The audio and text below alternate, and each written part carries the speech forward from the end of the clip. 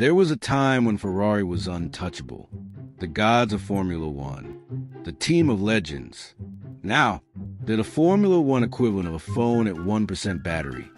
Promising greatness, then die at the worst possible moment. So buckle in. This is not just a roast.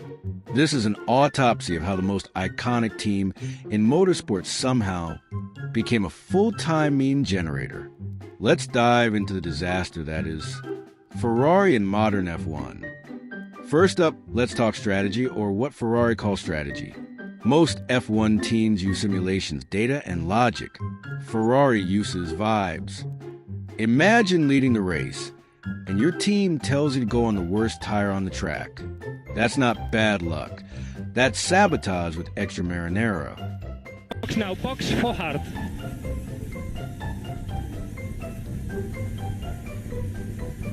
Stay out, stay out, stay out. Fuck!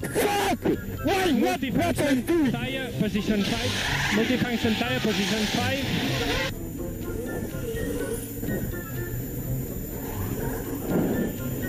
In Monaco 2022, Ferrari lost a win because they couldn't count how many cars were on track. Their radio calls sound like a drunk group chat. Confusing, late, and almost always wrong. You don't beat Red Bull by guessing. You beat them by being better. Ferrari? They just bring a blindfold and a dartboard. Let's talk pit stops. For normal teams, it's about speed and precision. For Ferrari, it's a live-action comedy sketch. Ferrari, it's the shortest pit lane, I think, of the season. And can they get to work nice and speedily down at Ferrari? That seems to be held for quite some time, and they Bye, have a great time. had to hold it because Sergio Perez was in his box. They couldn't release Carlos Sainz because Perez was there and they were still looking for the tyre. Perez actually went over, I think. 1 hour later. That is an unsafe release, Carlos Sainz on Fernando Alonso.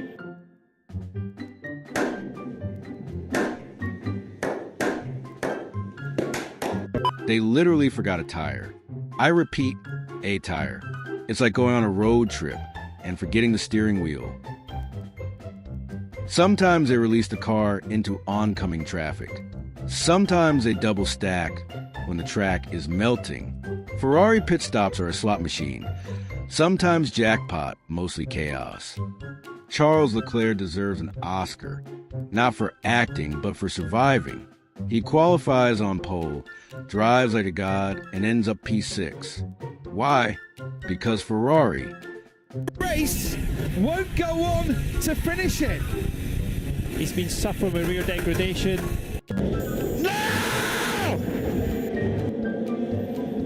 Sometimes it's his fault, but most of the time it's peak Ferrari sabotage. Bad strategies, broken engines, wild radio calls. And when he finally nails everything, the car explodes like a cheap firework. Charles went from title favorite to therapy patient in 3 races. Honestly, Ferrari should pay for his emotional damages. Carlos Sainz is called a smooth operator, but he's working with a lawnmower engine in a hurricane. This man deserves a car that doesn't burst into flames or forget its wheels. Sainz was quietly been carrying the team sometimes. He won in Singapore 2023 with a masterclass of tire and pace management. And Ferrari still almost ruined it. He's a strategist Ferrari never hired, and he's still more reliable than the entire pit wall combined. Now, let's talk about the biggest plot twist since Seb went gardening in Hockenheim. Lewis Hamilton has joined Ferrari. This man left Mercedes, the house he built, and walked straight into Ferrari's burning kitchen. The 7-time champ joined a team that sometimes forgets how to pit a car. And you just know he's on the radio like, guys, what the hell is this? First races of 2025, same Ferrari vibes, missed strategy calls. No race pace. Lewis went from fighting Max to fighting tired Dag and confused engineers. But deep down, part of us believes, if anyone can break the curse, it's Hamilton. He's brought teams from mid to mighty before. Maybe, just maybe, he'll do it again. Or maybe he'll just add one more Netflix drama episode to the Ferrari playlist. Let's talk leadership.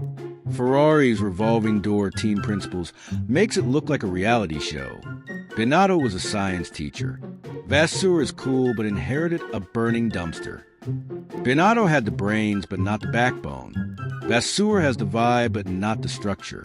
Ferrari's main issue isn't talent. It's that everyone's afraid to make bold decisions. They'd rather lose politely than win chaotically. Let's fast forward. 2023, better car. Still no wins except for Sainz. 2024, new concept. Still mid-2025? So far, same story. Every year, Ferrari promises they fixed it.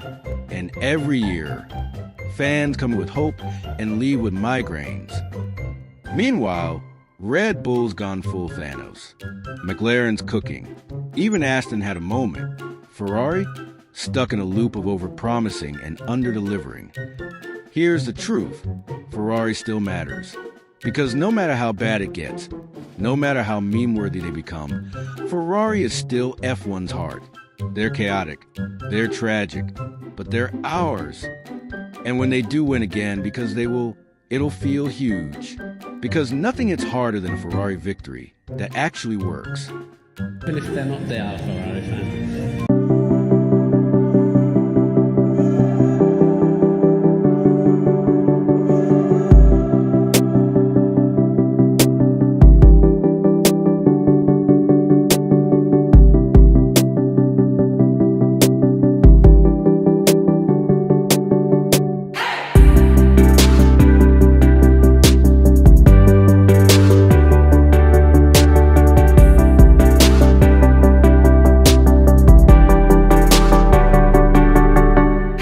Until then, we suffer together. Smash that like if Ferrari's ever broken your soul. Subscribe for more F1 memes, chaos, and coping strategies. And drop a Forza Ferrari in the comments if you're still loyal to the pain. See you next race weekend, where Ferrari will probably invent a new way to lose.